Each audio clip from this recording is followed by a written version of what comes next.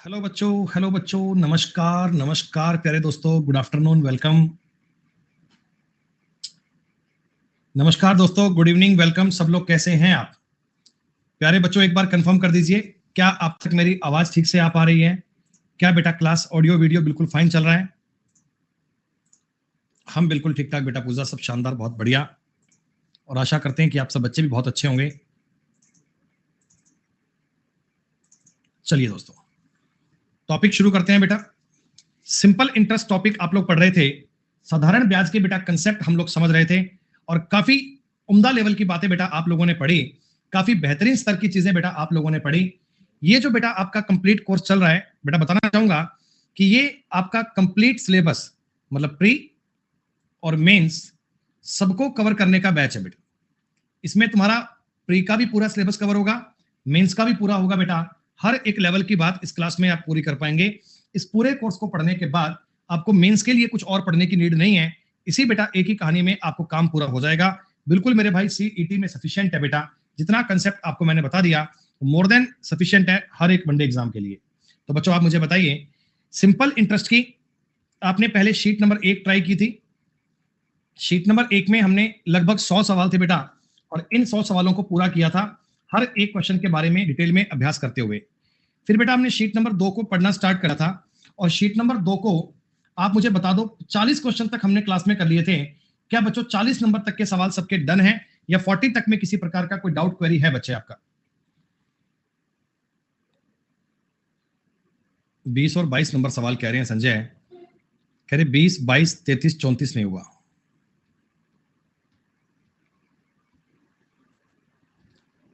चार सवाल बेटा आपने कहे, इन चारों के अलावा कोई और किसी का डाउट तो नहीं है?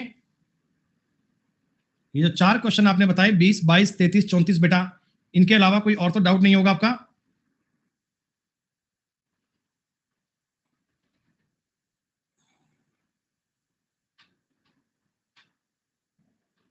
सुनो बेटा, 20वां क्वेश्चन ये था कि रोहन एक निश्चित राशि को साधारण ब्याज की दर पे उधार लेता है। पहले 3 सालों के लिए 3% एनुअल, अगले 5 सालों के लिए 4%, और अगले 7 सालों के लिए 6%। तो आप देखिए टोटल कितना ब्याज दिया गया। स्टार्टिंग के 3 सालों में 9% ब्याज दिया गया, अगले 5 सालों के लिए बेटा 20% ब्याज दिया गया, अगले 7 सालों के लिए 42% ब्याज दिया गया। क्या बताओ, इतना ही ब्याज दिया गया क्या? बोलो बोलो बोलो बेटा। हाँ, अब टोटल कितना ब्याज दे दिया? तो आप कहिएगा 62 और 9 71, 71% ब्याज हमने पे कर दिया। हमने 71% ब्याज पे कर दिया। तो बच्चों आप मुझे बताइए, 2059 रुपए 71 की वैल्यू है, तो 100 की वैल्यू कितनी बनेगी? पूरा पूरा कटेगा 2 बार, फिर 9 बार, तो 2900 रुपए आपका प्रिंसिपल रहा होगा, 2900 रुपए प्रिंसिपल रहा होगा। इस सवाल में क्या डाउट आया भाई? ये तो बड़ा ही आसान क्वेश्चन है। ये तो जैसे मैंने क्लास में आपको करवाया था, ये तो उसी थीम पर बेटा बेस क्वेश्चन है, कोई अलग बात तो सवाल में नहीं है। एक कह रहे 22 नंबर सवाल। अरे मैंने ये 22 नंबर सवाल भी क्लास में करवाया था भैया। संजय क्यों मजाक करते हो आप यार? 3.5 साल और 5 साल, 3.5 साल के लिए दिया और 5 साल के दिया, मतलब 1.5 साल का अंतर आया। 1.5 साल का मतलब ये हो गया 15% की दर से 1.5 साल में बनेंगे 22.5 रुपए, और इनका डिफरेंस दिया 144 के बराबर। तो 100% की वैल्यू कितनी आएगी? तो 144 के बटा में 22.5 करना है, और गुणा में 100 करना है।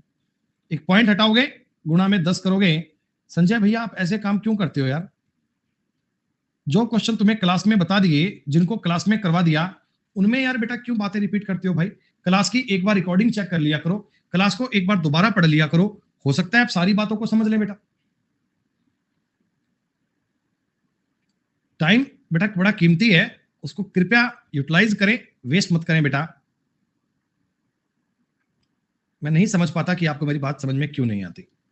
सुनो बेटा, 32 नंबर तक के सवाल मैंने क्लास में आपको बताए थे, और मैंने कहा था कि 33 नंबर बेटा तानिया डिपेंड करता है टॉपिक पूरा होने पर।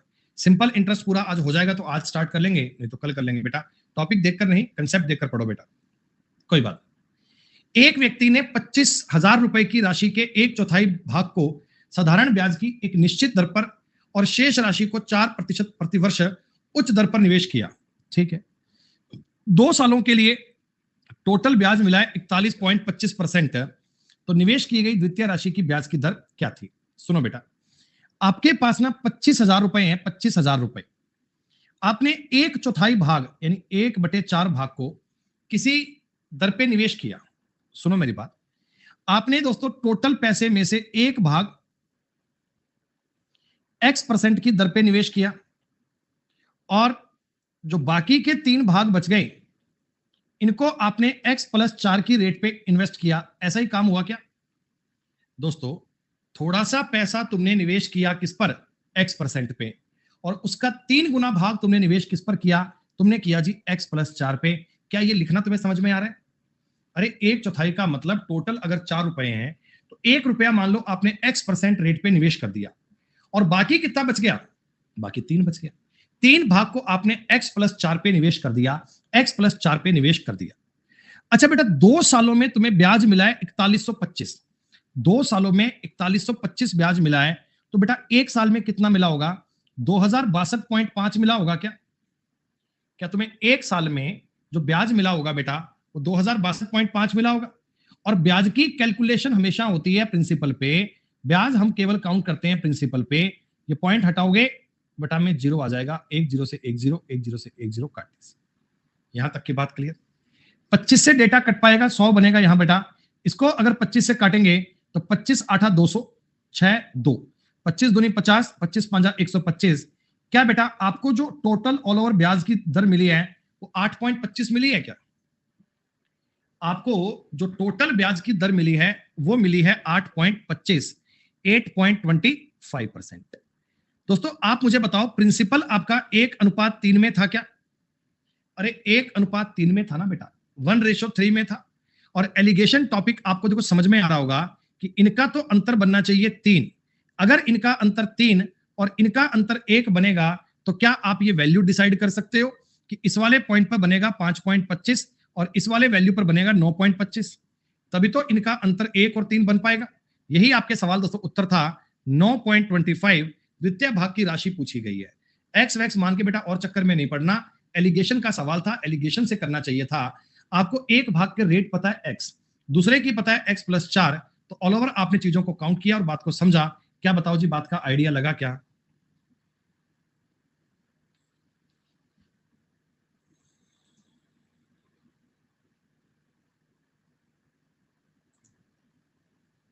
ठीक है। अरे आपको ये एलिगेशन नहीं पढ़ा ममता? आपने एलिगेशन की क्लास नहीं पढ़ी बेटा आपने?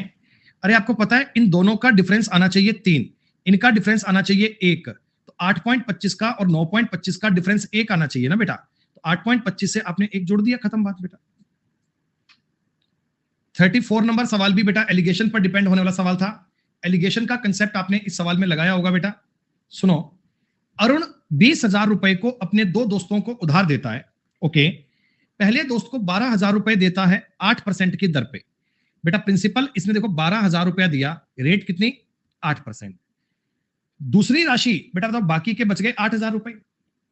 इसको किस ब्याज दर पर उधार दें कि टोटल आपको 10% का ब्याज मिल जाए? टोटल तुम्हें 10% का ब्याज मिल जाए। दोस्तों आप मुझे बताओ, इनका जो प्रिंसिपल है क्या 3:2 में आना चाहिए क्या? 12,000 और 8,000 का रेशो 3:2 बनेगा। 8 और 10 का अंतर आ रहा है 2, तो इनका अंतर 3 आना चाहिए। 3 का मतलब इस वाले पॉइंट पर आना चाहिए 13%। दोस्तों alligation is not a topic, alligation is a concept. Alligation दोस्तों देखो ब्याज में भी काम आ रहा है। एलिगेशन दोस्तों अपने आगे टॉपिक में भी काम आएगा। जिन बच्चों ने एलिगेशन की क्लास नहीं पढ़ी बेटा, उनसे निवेदन है थोड़ा सुबह शाम का टाइम निकालकर आप एलिगेशन की वीडियोस को जरूर चेक करें बेटा। जब आप एलिगेशन पढ़ोगे तो ये सारी बातें बेटा आप बहुत सलीके में काउंट कर पाओगे। एलिगेशन डेविएशन तरीके ये आपको आने ही चाहिए। सारे बच्चे मुझे बताओ, अब मैं मान लूं क्या कि 40 नंबर तक के सवालों में आपको कोई कंफ्यूजन नहीं है? 40 नंबर तक की बात आपके लिए 100% क्लियर है? जितने बच्चे मेरे साथ मैथ्स को स्टार्टिंग से पढ़ रहे हैं वो 40 नंबर तक के सवाल प्रॉपर वे में अंडरस्टैंड कर पा रहे हैं? क्यों 36 नंबर सवाल अभी बाकी है क्या? अच्छा अच्छा ठीक है, 36 अभी बाकी था, 35 मैंने करवा दिया था तुमको, 36 अभी करना है। करते हैं, आ जाओ पहले यही करते हैं। साधारण ब्याज की 3 योजनाओं में 52,000 रुपए का निवेश किया गया। 52,000 रुपीज का इन्वेस्टमेंट किया हमने। कहा जी ठीक। ब्याज की दर बेटा इनमें मिलती है 8%, 15% और 11%। ठीक है। पहली स्कीम में 19,000 रुपए का निवेश किया गया था, ठीक है, 5 वर्षों के बाद में ब्याज मिला है इतने परसेंट, तो तीसरी योजना में कितना पैसा निवेश किया गया। देखो बेटा, एलिगेशन का सवाल है, कुछ नहीं करना, आप मुझे एक बात बताओ, 5 सालों के बाद में इतना ब्याज आया, 5 सालों में, ठीक, आपने 8% रुपए पर ब्याज पर 19,000 का इन्वेस्टमेंट किया, 19,000 का। पहली काम तो एक काम करो, ये 28,150 है ना, इसमें 5 का भाग दे लो ताकि 1 साल का ब्याज निकाल लो। 1 साल में टोटल कितना ब्याज मिला इसे अपन काउंट कर रहे हैं। 5 5 25 3 1 5 31 1 5 5630 रुपए मिला क्या? क्या तुम्हें 1 साल में जो ब्याज मिला है बेटा वो 5630 रुपए का मिला है? कोई सिंपल सी बात है, ठीक है। अब दोस्तों देखो, आपको ना ये साफ साफ पता है कि 19,000 रुपया तो आपने इन्वेस्ट किया था 8% पे, तो 19,000 का 8% ब्याज ही आएगा। 2 जीरो से 2 जीरो कट गई, कट गई। 19 आठा दोस्तों होते हैं 152, यानी आपको यह पता लग गया 1520 रुपए ब्याज तो आपने यहीं से कमाया था, 1520 रुपए ब्याज तो आपने यहीं से कमाया था। अब बच गई 2 स्कीमें और, सेकंड वाली स्कीम है और थर्ड वाली स्कीम है। सेकंड वाली स्कीम में तो 15% की रेट चल रही है, थर्ड वाली स्कीम में 11% की रेट चल रही है। दोस्तों ये बताओ, सेकंड और थर्ड में मिलाकर 33,000 रुपए का इन्वेस्टमेंट हुआ है क्या? टोटल हुआ था 52,000 का। 52 में से 19 तो आपने इसी में डाल दिए, बचे रुपए 33,000। अच्छा बताओ, 33,000 रुपए का 1 साल में ब्याज कितना आया? 1 साल में ब्याज आया 5630 में से 1520 घटाओगे तो आप कह सकते हो क्या 4110 रुपए का ब्याज आया सर? अरे बताओ बताओ, 4110 का ब्याज आएगा। अब दोस्तों आप इस पर एलिगेशन भी लगा सकते हो, लेकिन एलिगेशन से थोड़ा डेटा टफ पड़ेगा, तो आपको बेटा कंफर्टेबल बात चाहिए ना, तो आप लगाना जी परसेंटेज ब्रेक मेथड। कैसा? इसको आप 15% को 11% प्लस 4% कह सकते हो क्या? जो 15% था उसको 11 प्लस 4 कह सकते हो। आप ये समझोगे कि 11% का ब्याज तो आना ही आना है, 11% का ब्याज तो दुनिया की कोई ताकत नहीं रोक सकती, 11% का ब्याज तो कमाऊंगा ही कमाऊंगा। और दोस्तों 33,000 रुपए का अगर मैं 11% निकालूंगा तो कितना 3630 रुपए आएगा? बोलो बोलो बोलो। 33,000 रुपए का अगर मैं 11% काउंट करूंगा तो 3630 आना चाहिए, लेकिन एक्स्ट्रा कितना आ रहा है? 11 में से 3 गया 8, 40 में 480 रुपए। बेटा ये बताओ, ये 480 रुपए तुम्हें कहां से मिल गए? ये 480 रुपए तुम्हें कहां से मिल गए दोस्तों? दोस्तों ये 4% के कारण मिले हैं ना, तो 4% की वैल्यू अगर 480 रुपए है तो 1% की वैल्यू दोस्तों 120 रुपए आएगी, और 100% की दोस्तों वैल्यू आ जाएगी 12,000 रुपए। मतलब अगर तुमसे पूछे कि सेकंड वाले भाग में कितना पैसा निवेश किया था तो हम कहेंगे 12,000 रुपया, लेकिन सवाल पूछ रहा है तीसरी योजना में कितना किया, तो तीसरी में किया बेटा 21,000 रुपया। मेंस के लेवल का सवाल है दोस्तों, ये मेंस के स्तर का सवाल है, काफी इंटरेस्टिंग, काफी बढ़िया सवाल था। फर्स्ट वाला डेटा तो बड़ा ही सिंपल है, फर्स्ट वाला डेटा तो बाहर बाहर से सॉल्व हो गया, उसमें तो काम करने की आवश्यकता ही नहीं पड़ी। बाकी आपको एलिगेशन लगाना है या परसेंटेज ब्रेक मेथड लगाना है, वो केवल सेकंड और थर्ड स्कीम में चाहिए। मेरे हिसाब से इन क्वेश्चन में एलिगेशन करने की बजाय ये तरीका आपको ज्यादा बेनिफिशियल है, ये तरीका ज्यादा अच्छा है बेटा। कर पाएंगे आप लोग? बाद में रिकॉर्डिंग को एक बार और चेक करना, थोड़ा और क्लियर होगा बेटा। मैं आपको एक एक टॉपिक के खूब सारे सवाल करवा रहा हूं, आप शीट्स को 2-3 बार रिपीट अवश्य कीजिए। जब दोस्तों आप शीट्स को 3-3 बार रिपीट कर लोगे ना, तो मैं दावे से कह सकता हूं तुम किसी सवाल में अटकोगे नहीं बेटा, हर एक लेवल की बात आपको क्लियर हो गई। अच्छा मुझे बताओ बेटा, अब 40 नंबर तक की बात डन मान ली जाए। अब तो बताओ मुझे, 40 नंबर तक के सवाल को कंप्लीट कर लिया जाए, कोई दिक्कत नहीं है? देखो ये सवाल भी आपके लिए परसेंटेज ब्रेक मेथड का ही है, इसको भी आप परसेंटेज ब्रेक मेथड से करना बेटा। परसेंटेज ब्रेक मेथड से करना आसान होता है, एलिगेशन से करना कई बार थोड़ा कॉम्प्लेक्स पड़ सकता है। बाकी तरीके आपको सारे आने चाहिए, आपको बेटा साम दाम दंड भेद सब लगाना आना चाहिए, तो ये तो काम चलेगा। चलिए 15% और 12% वही राशि के 2 भाग करने हैं। 3 साल के अंत में इतना ब्याज मिला तो 1 साल का ब्याज निकाल लेंगे क्या? 1 साल का ब्याज निकाल लेंगे। अरे ऐसे ही तो करोगे ना बेटा, कि थोड़ा सा भाग तुमने दिया वो 12% प्लस 3% पे, और बाकी का तुमने भाग दिया 12% पे। समझ में आई बात? बात समझ में आई? 1 साल में टोटल ब्याज कितना मिल रहा है? 1 साल में टोटल ब्याज मिल रहा है 3 का भाग दे लीजिए, 3 एकम 3 2 0 3 छिका 18 2 8 3 निमा 27 1695। एक साल में 1695 का ब्याज जेब में आना चाहिए दोस्तों, तो ही तो बात बन पाएगी, तो ही तो मैं आगे काम कर पाऊंगा। लेकिन 12,800 का अगर मैंने 12% काउंट किया, 12%, 12,800 का दोस्तों अगर मैंने 12% काउंट किया, तो क्या 12% काउंट कर पाएंगे? बच्चे कह रहे हैं 1536 रुपए आएगा।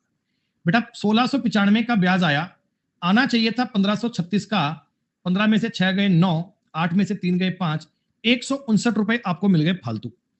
3% की वैल्यू आ गई 159, 1% की वैल्यू दोस्तों आएगी 53 और 100% की वैल्यू आ गई 5300 रुपए।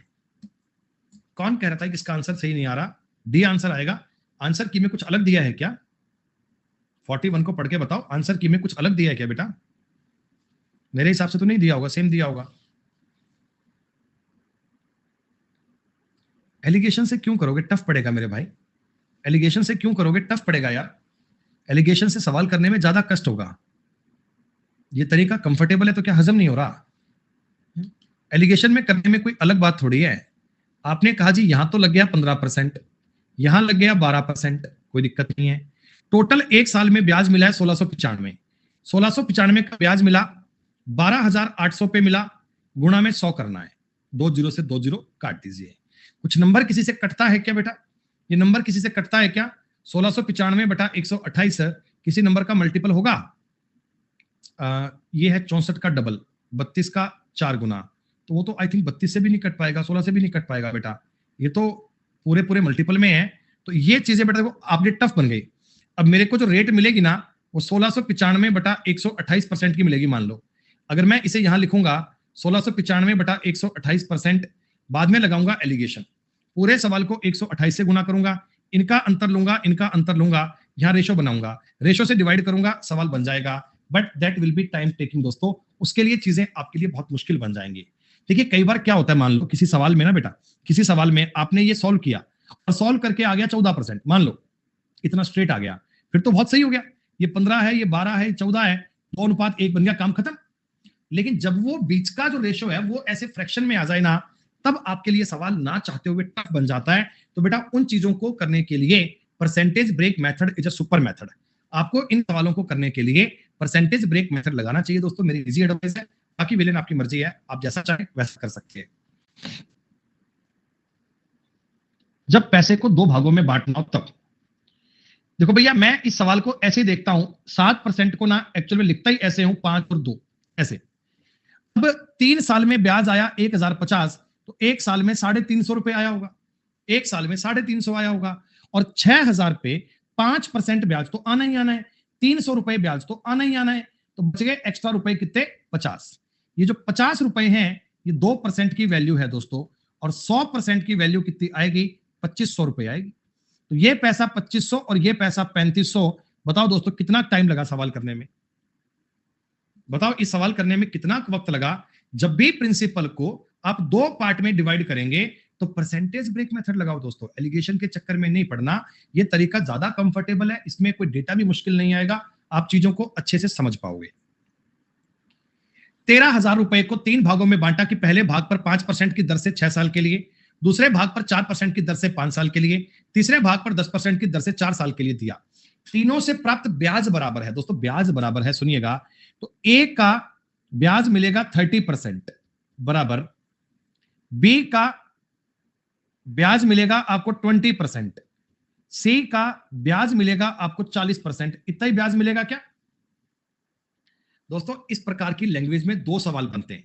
कई बार तो आपको बोलेगा ब्याज बराबर है, कई बार बोलेगा अमाउंट बराबर है। लैंग्वेज को ध्यान से पढ़िएगा।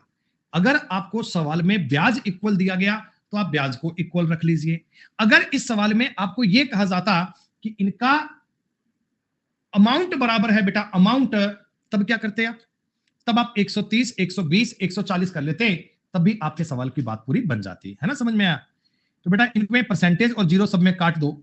आपने कहा जी हां, 3a बराबर 2b बराबर 4c बन गया।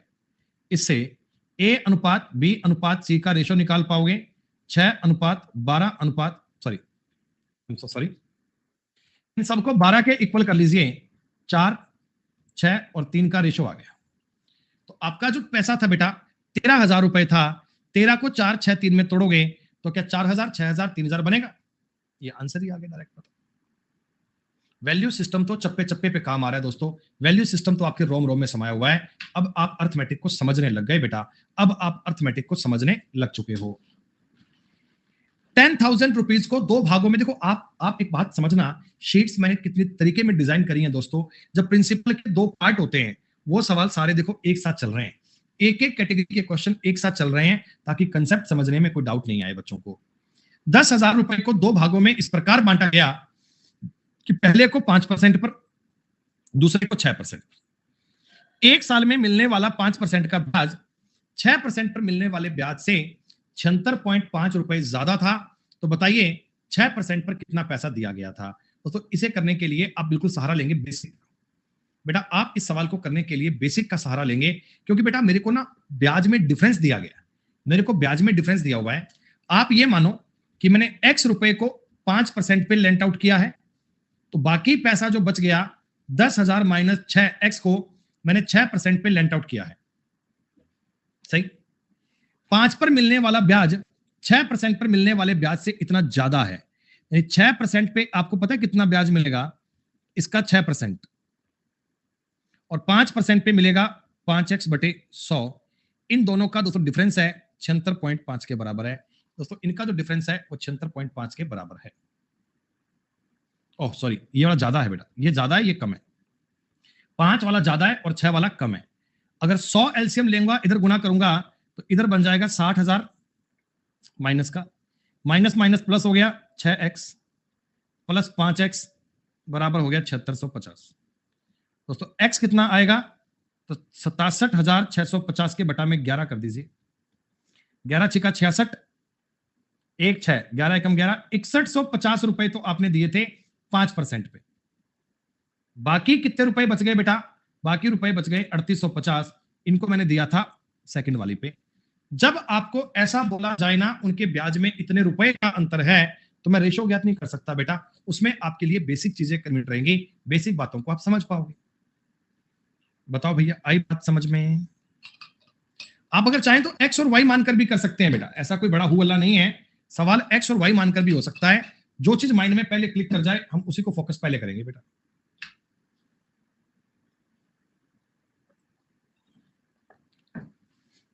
आपने ये सवाल किया था 1,20,000 रुपए दो बेटों में बांटने हैं, ऐसे बांटने की 18 साल के होने पर उनको इक्वल पैसा मिल जाए। बेटा एक बेटा 12 साल का है, आप मुझे बताओ 12 साल वाले बच्चे को 6 साल तक ब्याज मिलेगा क्या?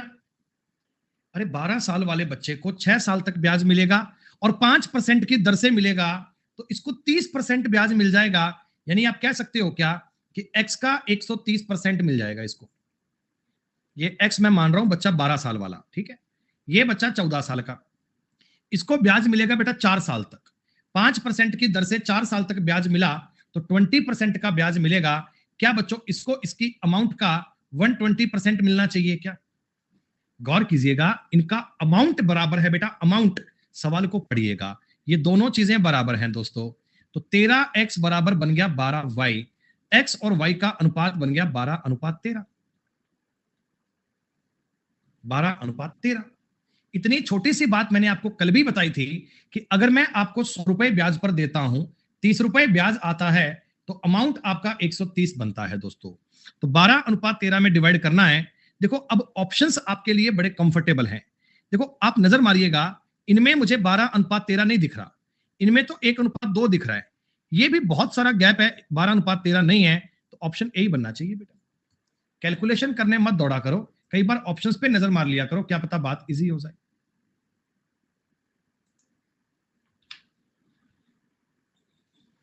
आ जाओ, रेट तो चल रही है 5% की बेटा, बराबर अमाउंट मिले, सवाल नोटिस करना, पॉइंट नोटिस करना मेरे दोस्त, अमाउंट बराबर करना है।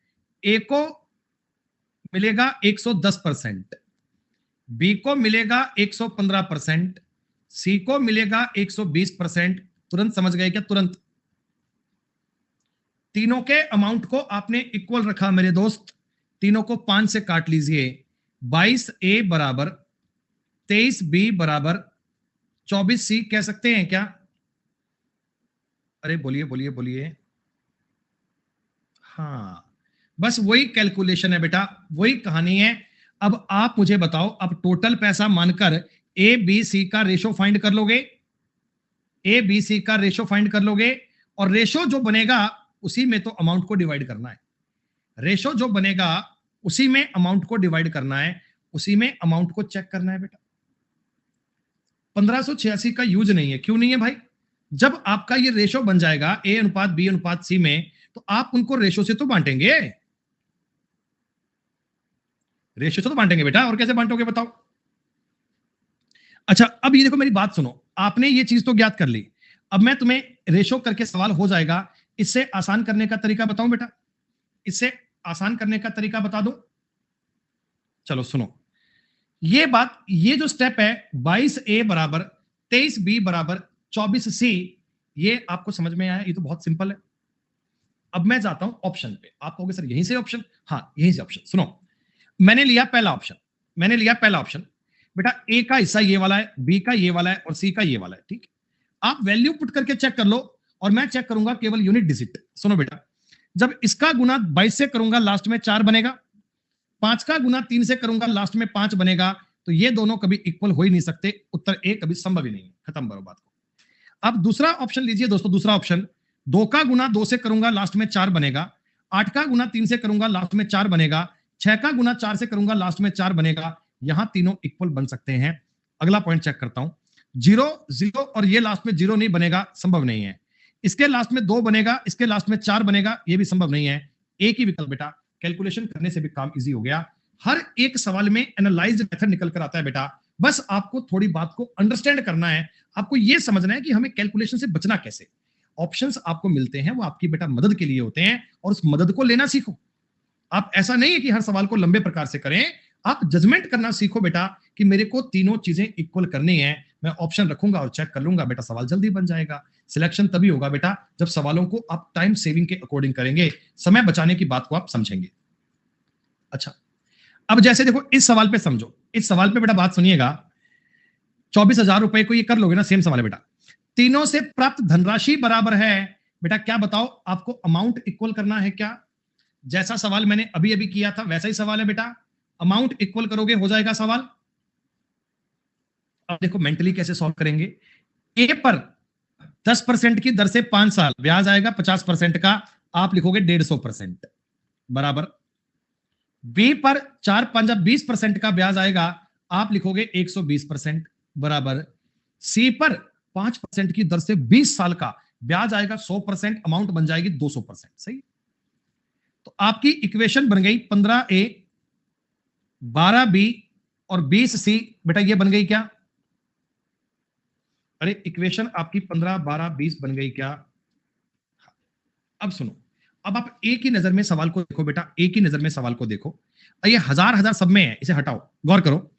15 8 120, 12 12 144, उत्तर नहीं है।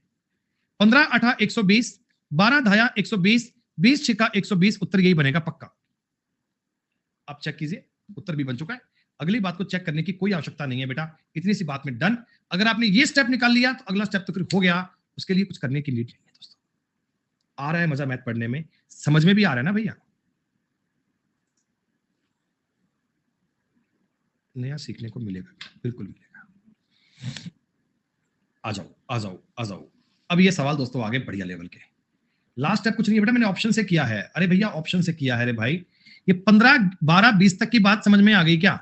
15 12 20 तक की बात समझ में आ गई।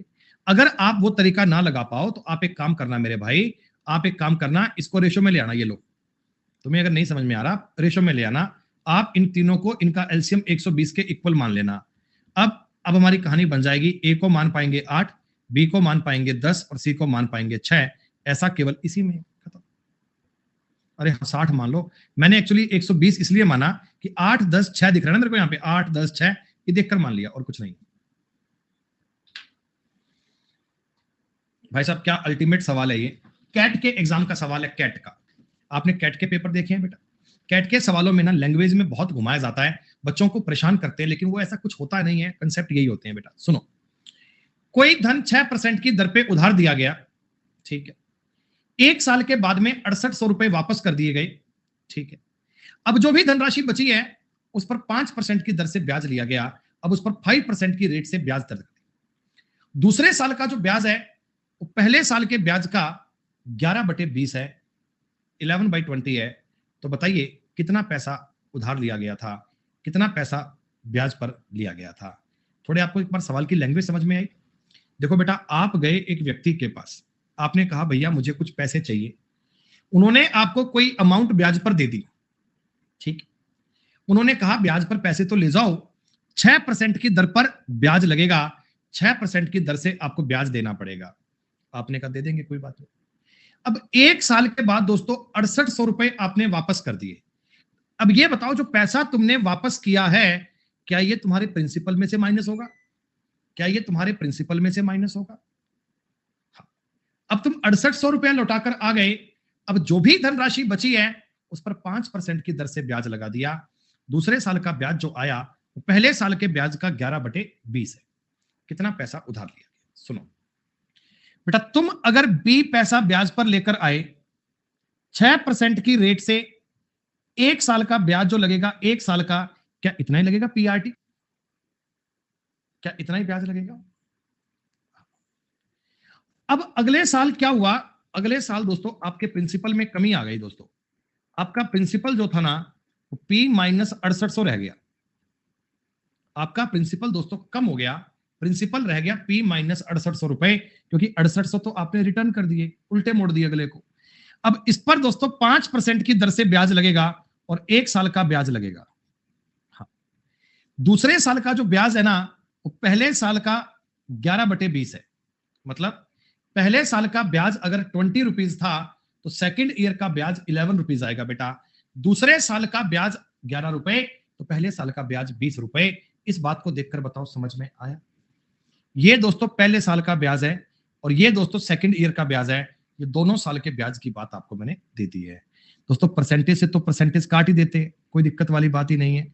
11 का यहां गुणा कर दीजिए, 66p हो गया, 66p।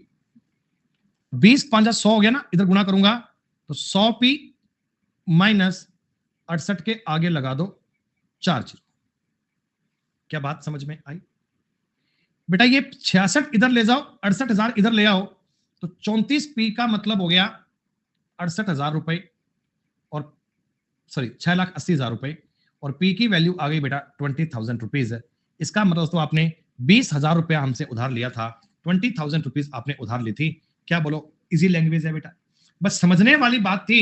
प्रिंसिपल में जो आपने डिडक्ट किया है, अब बची हुई अमाउंट पर ब्याज काउंट कर लिया। दूसरे साल का ब्याज पहले साल के ब्याज का 11/20 है, तो पहले साल के ब्याज को मैंने 20, सेकंड ईयर को 11 मान लिया, बातों को चेक कर लिया, 1 सेकंड में उत्तर तैयार।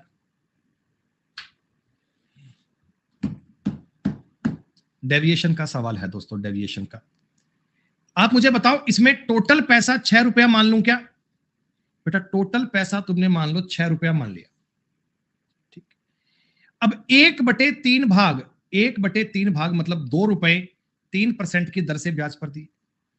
1 रुपया तुमने 6% की दर से ब्याज पर दिया, और शेष कितने बच गए? 3 रुपए। 3 रुपए तुमने 8% की दर पे दिए। तो आप मुझे एक बात बताओ, जो आपको एग्रीगेट ब्याज मिलेगा काउंट कर पाओगे? एग्रीगेट ब्याज काउंट कर पाओगे? आपने कहा सर मैं एवरेज 6 मान लेता हूं, कोई बात नहीं। ये 3 कम है 2 बार माइनस का 6, ये तो 0 ही हो गया। 2 ज्यादा है 3 बार प्लस का 6, ये बात बन गई 0। बेटा आपका जो एग्रीगेट बैच आएगा, एग्रीगेट ब्याज जो आएगा वो 6% आएगा, 6%। खत्म। सवाल कहता है 6% की वैल्यू 300 है, तो 1% की वैल्यू कितनी 50 आ गई क्या? और 100% की वैल्यू आ गई 5,000। मतलब आपने जो पैसा ब्याज पर दिया था वो 5,000 रुपए दिया था। Deviation is the very easy concept. Arithmetic के पूरा होने के बाद एडवांस का बैच आएगा, उससे पहले नया बैच कोई नहीं आएगा, शायद नहीं, कंफर्म आएगा, एडवांस का बैच आएगा बेटा। कंटिन्यू।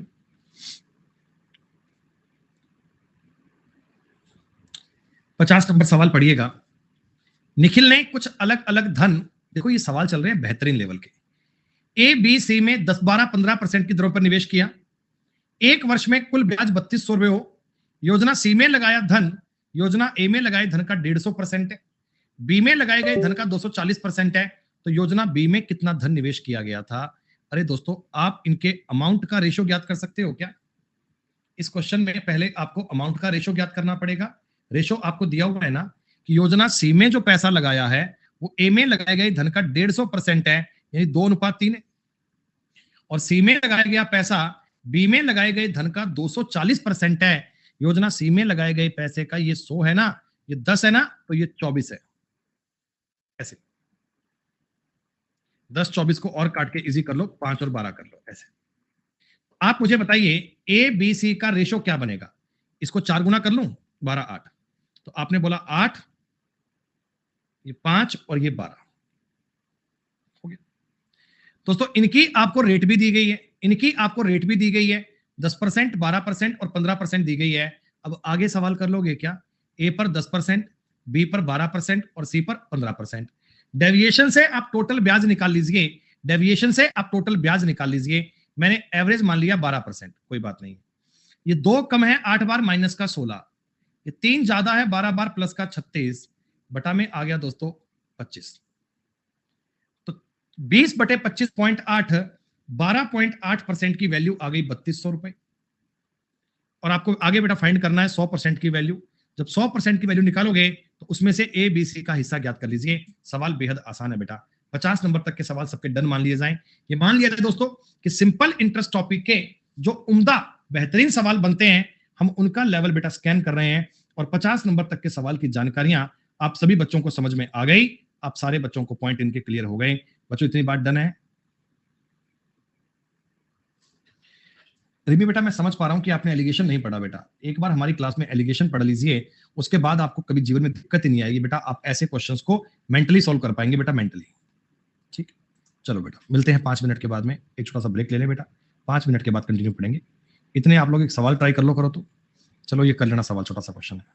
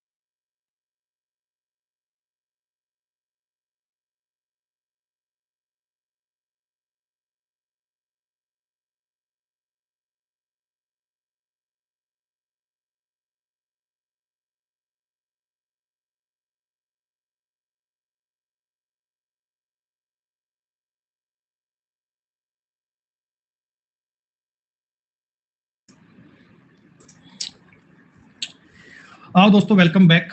लौट के आते हैं, दोबारा कहानी को पढ़ना स्टार्ट करते हैं दोस्तों। 51 नंबर सवाल आप सबके सामने आ चुका है।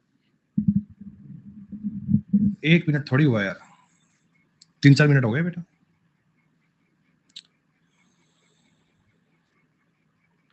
ओ, हो गया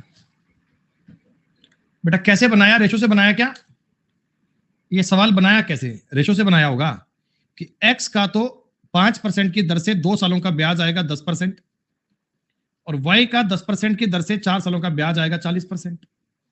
तो x बराबर 4y, और x और y का अनुपात आ गया 4:1। 625 को बांटिएगा तो 500 रुपए और 125 रुपए बनना चाहिए। ये तो आंसर था।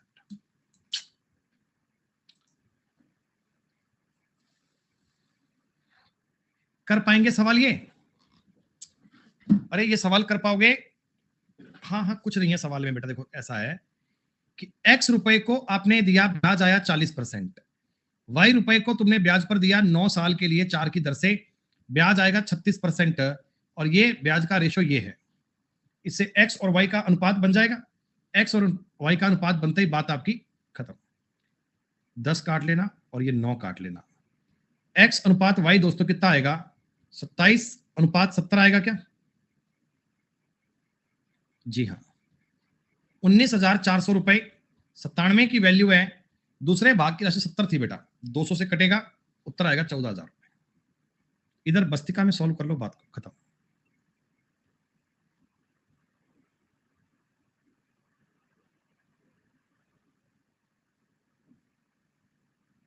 कर लोगे क्या सवाल ये है? बेटा इसमें ना देखो, ये चीज तुम्हें क्यों दी गई बताओ बेटा। इस चीज का क्या पर्पज है? इस चीज का तुम्हें क्या पर्पज है? तुम्हें दोनों भागों का रेशो दे दिया, आपको दोनों प्रॉपर्टीज का प्रिंसिपल का रेशो दे दिया। पहली बात को x मान लो, दूसरी को y मान लो, तो इनका अनुपात 4:5 बनेगा। तभी तो फर्स्ट वाले का 1/4, सेकंड वाले का 1/5 बराबर बनेगा। खत्म। अब इस एक राशि को 2%, 2 साल के लिए 6%, दूसरी को 2 साल के लिए 7% से ब्याज के रूप में इतना इतना पैसा आएगा, तो काउंट कर पाओगे ना बेटा? कोई दिक्कत थोड़ी है सवाल में यार, बहुत इजी है। बताओ बेटा, कर पाओगे सवाल ये भी? x का 50% और y का 50% बराबर है, तो पैसा भी इक्वल आएगा। हो गया सवाल बेटा ये। अरे 10 गुना 5 करोगे 50, 12.5 गुना 4 करोगे 50, तो दोनों का परसेंटेज अगर इक्वल है ब्याज का, और ब्याज की राशि भी इक्वल है, तो प्रिंसिपल भी सेम रहा होगा। खत्म।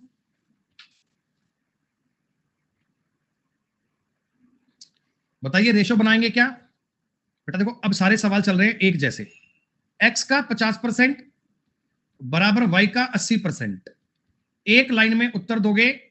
ओ माय गॉड, ये कहां से डिफिकल्ट है बेटा? स्वाति कैसी बात कर रहे हो? इससे आसान तो कोई बात ही नहीं हो सकती बेटा।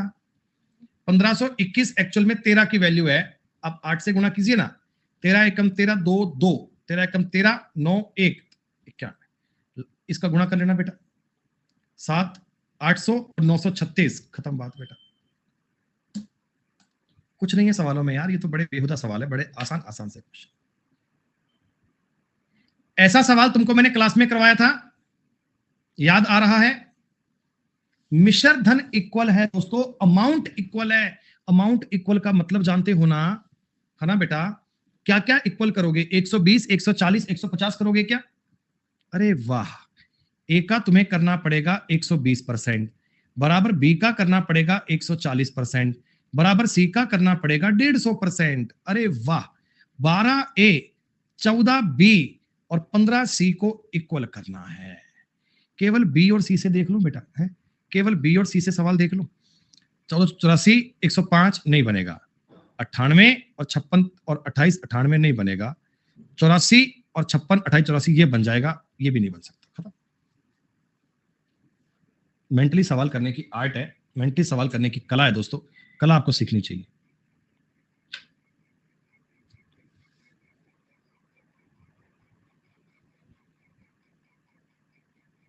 ओ,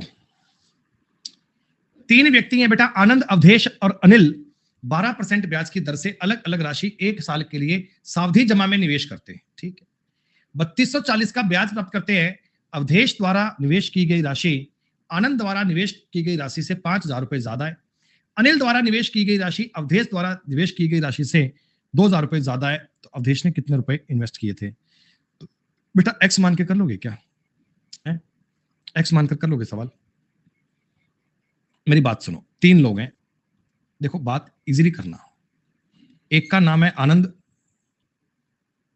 एक का नाम है अवधेश और एक का नाम है अनिल। नालायक ने तीनों नाम ए पर दिए ताकि शॉर्टकट में ए ना लिख पाए, पूरा लिखना पड़े। अवधेश द्वारा निवेशित की गई राशि आनंद द्वारा निवेशित की गई राशि से 5,000 रुपए ज्यादा है, और अनिल द्वारा, ठीक है, देखो एक्स ये है, तो अवधेश का कितना एक्स प्लस 5,000 होगा क्या, और अनिल अवधेश से 2,000 ज्यादा, ये एक्स प्लस 7,000 आएगा।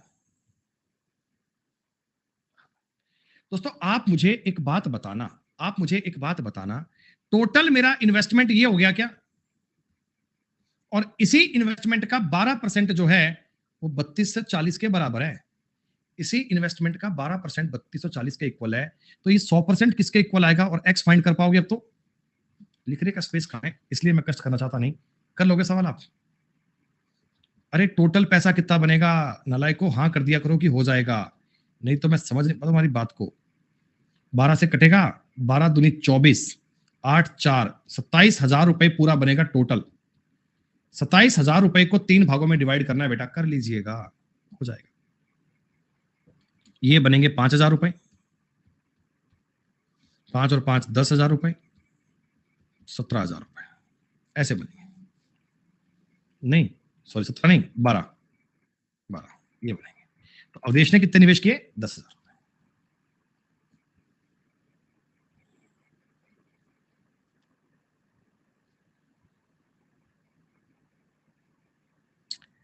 ऐसा सवाल तुमने पहले किया था?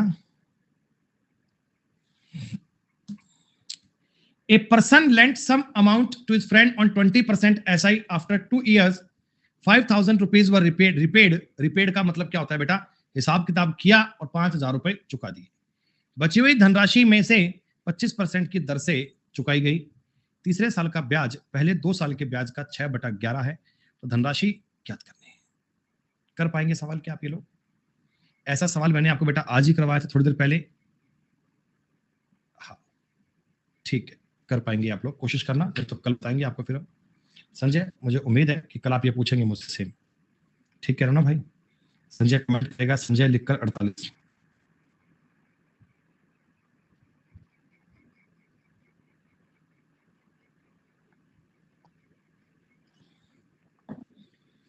Don't mind.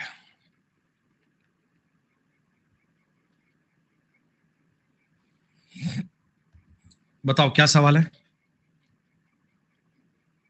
कोई दिक्कत नहीं, ये भी वैसे सवाल है बेटा, वैसा ही सवाल है। 10,944 चुका दिए, फिर 6% ब्याज लग गया, 28:9 में डिवाइड कर दीजिएगा, मामला खत्म है।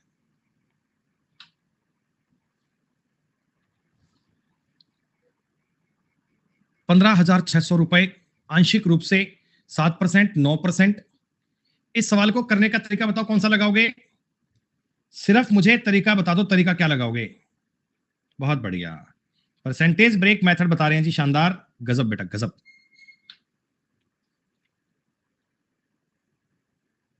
जरा बताइए क्या कीजिएगा?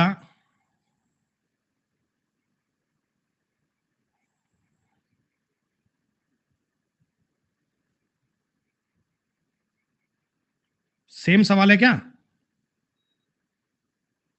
बहुत बढ़िया।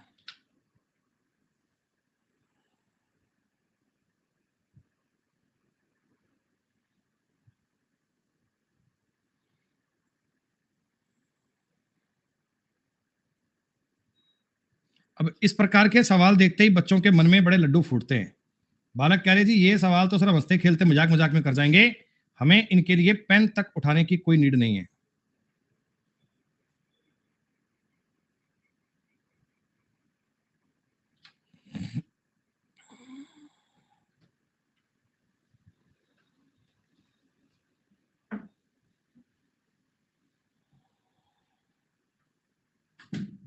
बहुत बढ़िया सवाल है ये, डबल एलिगेशन का सवाल है, डबल एलिगेशन का।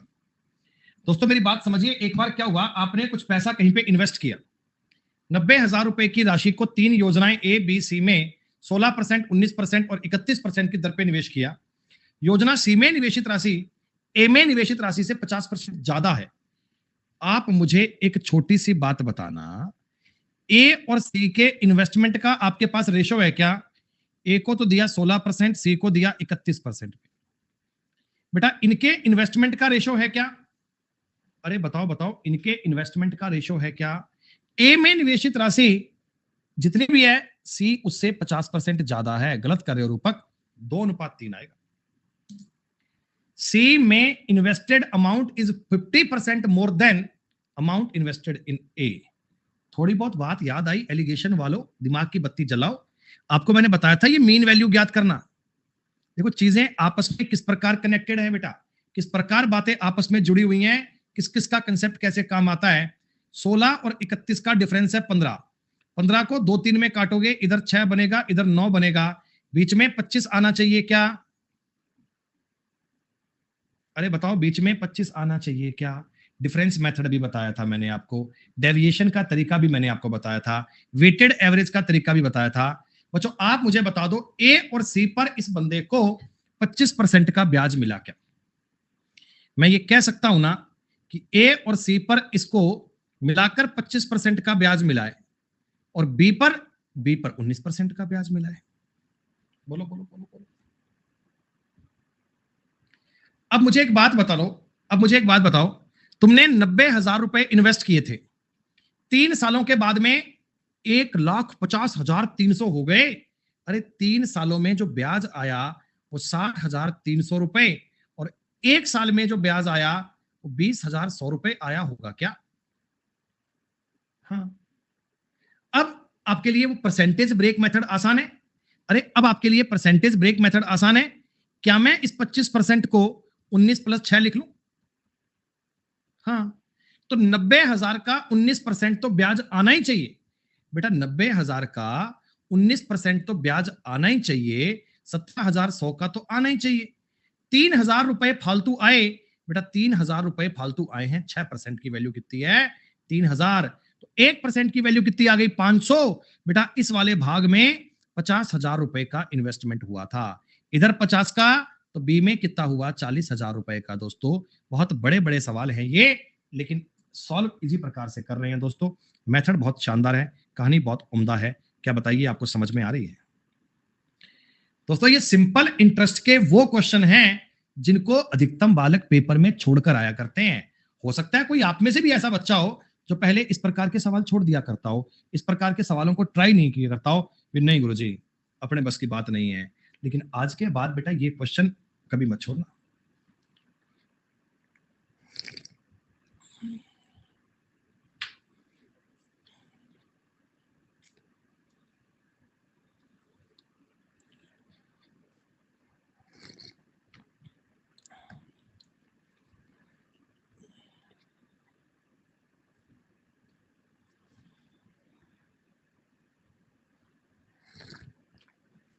तो कहते हैं पार कौन पड़ा है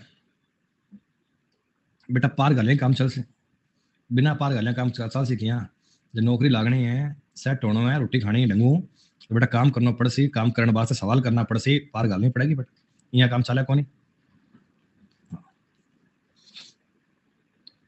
यहाँ काम हो गया कौन भाई, अलाज थोड़ी। हाँ ये भाईला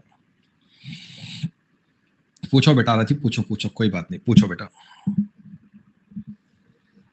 डांटते थोड़ी हम कोई, हम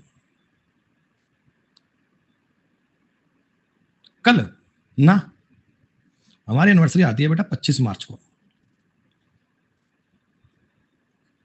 सही, कल 25 मार्च है नहीं, हमारा हैप्पी बर्थडे आता है 24 जून को, ये बता देता हूँ। धर्मपत्नी का बर्थडे आता है 5 सितंबर को, टीचर्स डे को। दो हमारी गुड़ियां हैं, एक का बर्थडे आता है 25 अगस्त को, भाविनी का बर्थडे आता है बेटा 17 नवंबर को। इतनी सी तारीखें हैं। चलो, एक व्यक्ति ने 18% की दर से निवेश किया, 1 साल के बाद में 13,800 रुपए निकाल लिए। शेष धनराशि को 3% कम ब्याज दर पे निवेश किया, तो बेटा 19/32 भाग है, हो जाएगा हो जाएगा हो जाएगा। पी पर तुमने ब्याज लगाया 18% का। अलग कह रही गुरुजी, ये सवाल तो मतलब आजकल अच्छे लगने लग गए। और अगली बात दोस्तों 15%, है ना। और दूसरे साल का जो ब्याज है ना, पहले साल के ब्याज से 19/32 है, यानी ये 32 तो ये 19 है क्या? कुछ कटता पिटता हो तो काट लो यार, सवाल में है काट लिया करो यार, परसेंटेज से परसेंटेज। 6 तिया 18 और 5 तिया 15, 2 से काट लो 3, 2 से काट लो 16, हो जाएगा। 19 तिया 57 पी बराबर, हाँ कर सकते हो, रेशो बनाओ कोई दिक्कत नहीं है। और इधर 16 पंजा 80 पी माइनस 80 गुना 13,800, दोस्तों 57 उधर जाएगा, कितना बचेगा 23 पी। 23 पी बराबर 80 गुना 13,800, पी का दोस्तों मतलब आ गया बटा में 23 ले जाओ रे इसको, 23 छिका 138, 600 बार कटेगा, 8 छिका 48 गुना में आ गया, ये उत्तर बनेगा सी। ये मतलब सभी सवालों का स्ट्रक्चर सेम है, सभी सवालों का हाव भाव सेम है, सभी सवालों का तरीका सेम है।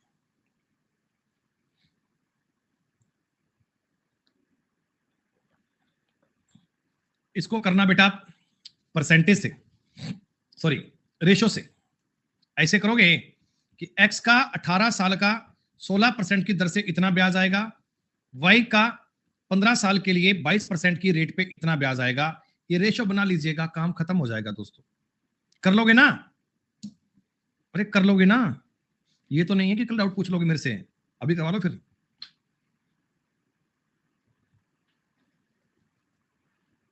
कोई दिक्कत नहीं। देखो अभी आपने पहले सवाल किए थे ना जिनमें राशि आपको इक्वल दी गई थी, अब इनका दोस्तों अनुपात भी दिया हुआ है, सुनो। ए, बी और सी, इनको मिलने वाली राशि 3, 7, 4 में है, 3, 7, 4 में। तो आप मुझे बताओ 12% की दर से 5 साल का ब्याज आएगा 60, तो ए का 160% बराबर बी का 180% और सी का 150%, ये अनुपात है बेटा। इससे एबीसी की वैल्यू याद कर पाओगे? रेशो टॉपिक की बात तुम्हें याद आ रही है बेटा? परसेंटेज सब में काट दो, एक जीरो सब में काट दो। 16A 18B 15C का रेशो दोस्तों 3:7:4 आना चाहिए। अरे तरीका पता है ना कैसे करते हैं इसको, कर पाओगे ना आप?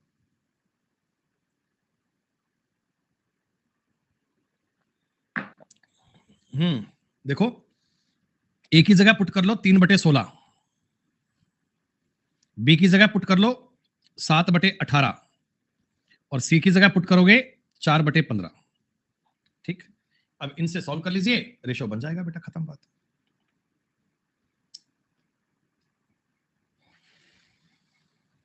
क्या है ये?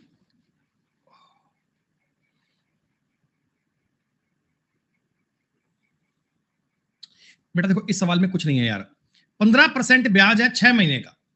अगर मैं आपसे 6 महीने का ब्याज लूंगा 15%, तो एक साल में 30% लूंगा क्या?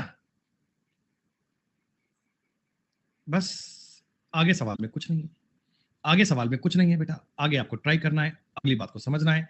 4 सालों में ब्याज का अनुपात दिया हुआ है, तो ब्याज का रेशो निकाल लीजिएगा।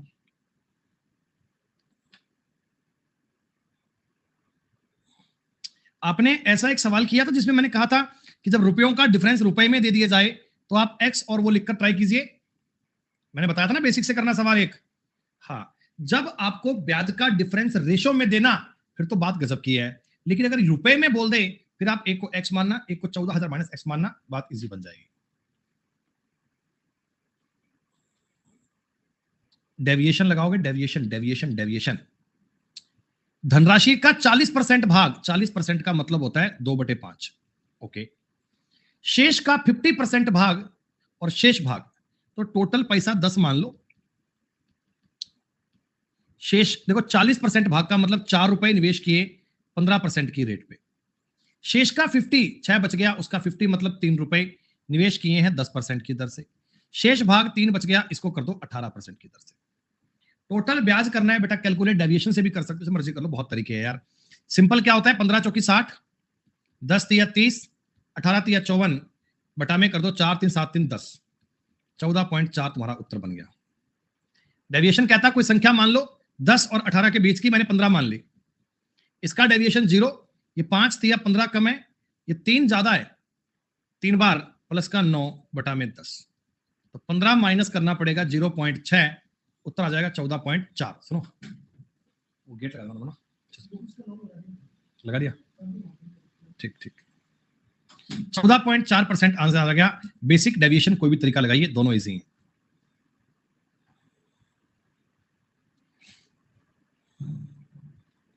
सुनो क्या गजब का सवाल है ये। एक आदमी बैंक में 10% वार्षिक साधारण ब्याज की दर से 12,000 रुपए सावधि जमा खाते में जमा करता है, लेकिन 3 सालों के बाद में जरूरतों के लिए पूरी राशि बैंक से निकाल लेता है। काम पड़ गया, क्या सारे पैसे वापस दे दो। जिस पर बैंक उसे कम ब्याज दर प्रदान करता है, जिससे बैंक उससे भैया पैसे कम ब्याज दर देगा। यदि 5 साल के अंत में मिलने वाली धनराशि से 3300 रुपए कम प्राप्त करता है, तो बैंक द्वारा दी जाने वाली ब्याज दर क्या है। एक बार सुनिए दोस्तों, कहानी सुनिए क्या है। आप एक बैंक में गए, बैंक में जाकर आपने कहा जी एफडी करवानी है मेरे पास 12,000 रुपए हैं और मेरे को आपके बैंक में करना है फिक्स डिपॉजिट। तो उन्होंने कहा साहब 5 साल का फिक्स डिपॉजिट कर देते हैं, आपका 12,000 रुपया बैंक में जमा कर दो, 1 साल का तुम्हें 10% ब्याज देंगे, 5 साल पर तुम्हें 50% ब्याज मिल जाएगा और तुमको दोस्तों 18,000 रुपए दे देंगे। बैंक वाले ने आपसे ऐसा कमिटमेंट कर लिया, बैंक वाले ने आपको ऐसा बोल दिया। ठीक है भैया, एफडी में होता है ना ये, 12,000 रुपए दिए, 10% का रेट था।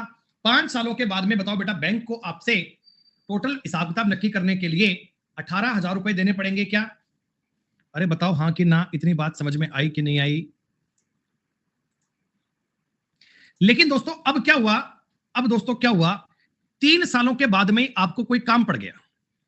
तो 3 सालों के बाद में आपको कोई काम पड़ गया और बैंक में आप गए, बोला साहब मेरा हिसाब कर दो, मेरे को पैसे चाहिए आज के आज।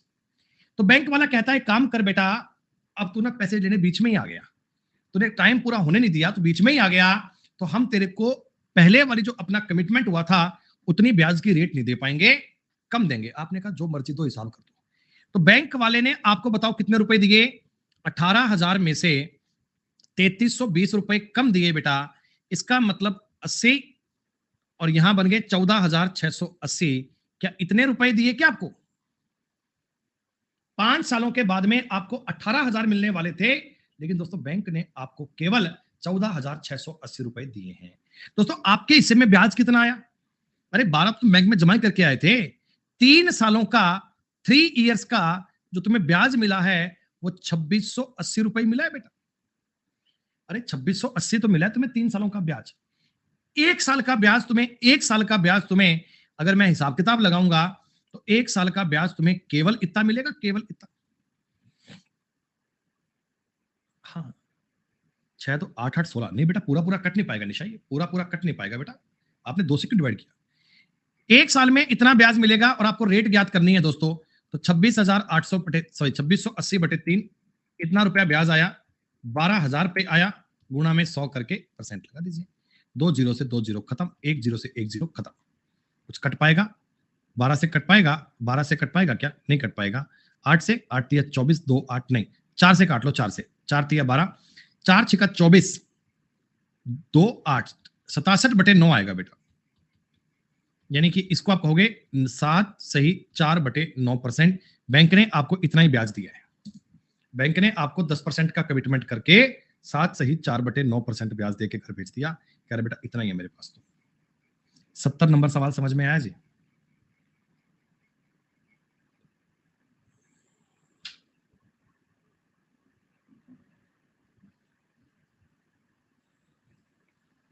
सुनो, पी ने 7500 रुपए साधारण ब्याज की दर पे लोन लिया, 4500 रुपए उससे 1% ज्यादा की दर पे ब्याज लिया। 3 सालों के बाद में साधारण ब्याज के रुपए में 1575 रुपए चुकाता है, तो दर क्या है जिसने 4500 रुपए पर दी। एक सवाल आपने पूछा था ना, वो जिसका उत्तर आया था 9.25, याद है तुम्हें। कुछ देर पहले हमने एक सवाल किया जिसका उत्तर आया था 9.25, एक तरफ था 5.25, एक तरफ था 9.25, बीच में क्या था वो याद आया। हाँ गौर कीजिए, देखो आपने 7500 रुपए लिए दोस्तों कोई रेट पर, फला रेट पर, 4500 रुपए आपने और लिए x प्लस 1% की रेट पे। टोटल तुम लोग मार्केट से 12,000 रुपए ले चुके हो क्या। टोटल तुम मार्केट से 12,000 रुपए उठा चुके हो, और बेटा 3 सालों का ब्याज तुमने दिया है 1575, 1 साल में इतना ब्याज दिया होगा क्या। क्या एक साल में इतना ब्याज दिया होगा? आप कहोगे हाँ सर। अब मुझे एक बात बताओ बेटा, कितने परसेंट का ब्याज दिया? देखो ऑप्शन से भी करके बताऊंगा और तरीका भी समझ लो एक बार कि आपने इतने परसेंट का ब्याज दिया, 2 जीरो से 2 जीरो काट लो, 5 से काटोगे तो 105/24 है। थोड़ी कहानी आपके लिए डिफिकल्ट हो गई ना। अब देखो उसमें तो क्या है कि एग्जैक्ट पूरा पूरा आ गया था तो काउंट करने में दिक्कत नहीं हुई। अब थोड़ा सा आपके लिए समस्या बन गई, अब दिक्कत आ गई बेटा। अब मैं कहता हूं आप इस सवाल को करने के लिए तरीका लगाओ जी ऑप्शंस का। आपको तरीका लगाना है बेटा ऑप्शंस का। ऑप्शन का कैसे कैसे काउंट करेंगे समझो। आपने 7500 रुपए लिए X% की रेट पे, आपने 4500 रुपया और लिया 1% ज्यादा की रेट पे, ठीक है। 3 सालों के बाद में आपने ब्याज दिया 1575 रुपए का, तो 4500 का लोन किस रेट पे लिया था बेटा? आप इस तरीके में सवाल कर पाएंगे, इसमें कोई डाउट नहीं है, लेकिन थोड़ा डेटा इससे आपको तंग कर देगा। मैं कहता हूं आप इस सवाल को कंफर्टेबल करो जी ऑप्शन से। कैसे ऑप्शन से कैसे अप्रोच आएगी? सुनो बेटा, तुम ये बताओ टोटल लोन कितना ले चुके हो? टोटल लोन कितना ले चुके हो? टोटल 12,000 रुपए का। 12,000 रुपए, 12,000 रुपए तुमने लोन लिया और एक साल का ब्याज कितना दिया? एक साल का तुमने ब्याज कितना दिया? 525। 525 दोस्तों, ये तो 5% से भी कम है। अरे 12,000 का 10% होता है 1200, 12,000 का 5% होता है 600। तो मैंने जो ब्याज दिया है ना, वो केवल और केवल और केवल 5% के आसपास दिया है। तो ऑप्शंस आपको चिल्ला चिल्ला के बता रहे हैं कि अगर मैं इस पर 5% मान लूं, इस पर 4% मान लूं, तो मेरी बात बन सकती है। मेरी बात बन सकती है। 7500 का 4% होता है 300, 4500 का 5% होता है 225, और देखो ये 525 के इक्वल आ गया, बात हो गई सेटिस्फाइड। तो आपको सवाल कॉमन सेंस से करना था। डेटा जानबूझकर कंफ्यूज करने को दिया गया था कि बालक वो डेटा में अटक जाए, जबकि ये 10, 15, 20 के ऑप्शन तो लगाने ही नहीं है बेटा। अरे 20% का ब्याज लूंगा तो भैया रेट कितनी हाई पहुंच जाएगी। आपके लिए 5 और 4 कंफर्टेबल थे, खत्म बात।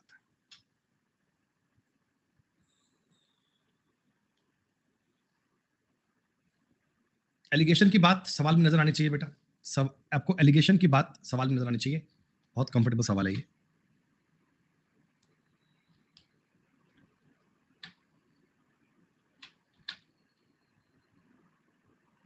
Deviation, only deviation, only deviation. ये तो हमने क्लास में सवाल किया था ना, लगभग लगभग सेम ही सवाल है।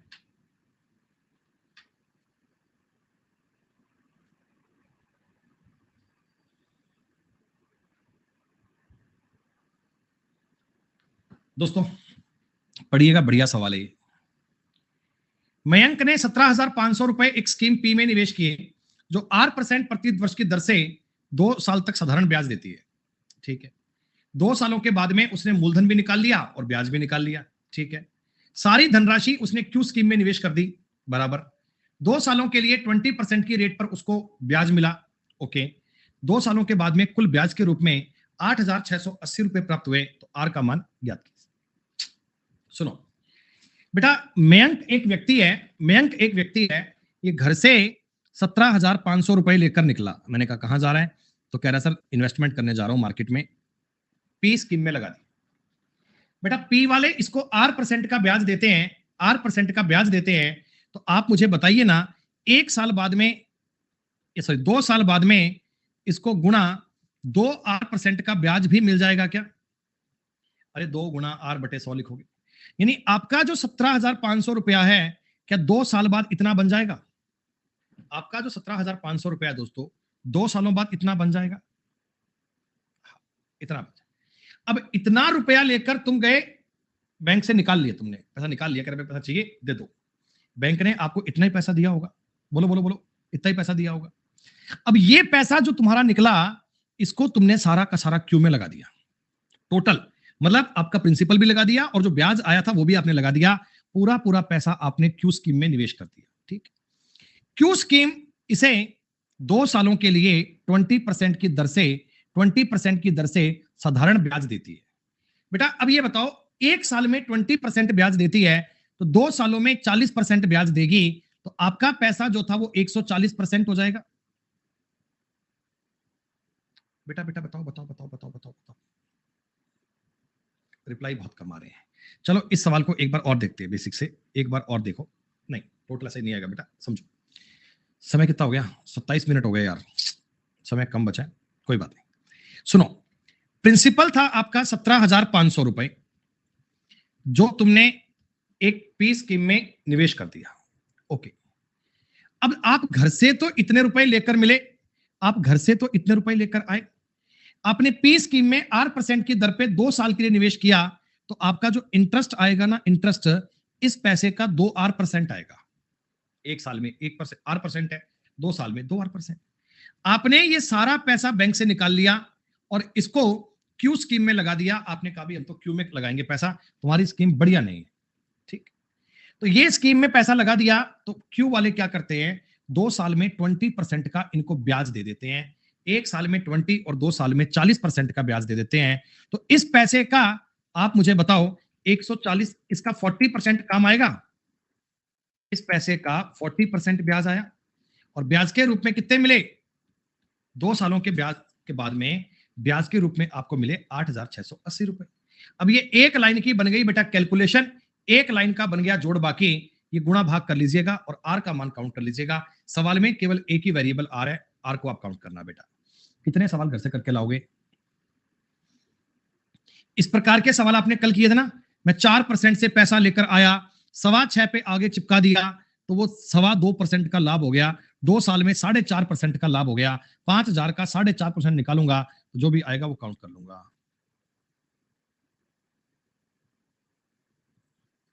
पिछली क्लास में इस प्रकार का सवाल भी किया था क्या? प्रत्येक 4 साल बाद में प्रिंसिपल को तोड़ना याद है? पहले 4 साल में 500 500 500, पहले 10% इंक्रीज कर दो, फिर 25% इंक्रीज कर दो बेटा, 125 और 50 175 बढ़ जाएंगे, उत्तर बनेगा 1675। तो प्यारे बच्चों, मुझे लगता है कि कल की क्लास में आने से पहले पहले आप लोग कम से कम 80 नंबर तक के सवाल तो करके लाओगे, है भाई? कल से कम बेटा 80 तक के सवाल तो करके लाओगे, ठीक है बेटा, शुक्रिया। तो कल की क्लास में आने से पहले सारे बच्चे कम से कम 80 नंबर तक के सवाल करके लाइएगा। शीट्स आपको बेटा मिल चुकी हैं। कल अगर आपके डाउट कम होंगे बेटा, तो हम जल्दी से सीआई को स्टार्ट कर लेंगे। अब सीआई को स्टार्ट करने का वक्त आ गया है, कल सब बालक टाइम पे जुड़िएगा। शुक्रिया, धन्यवाद।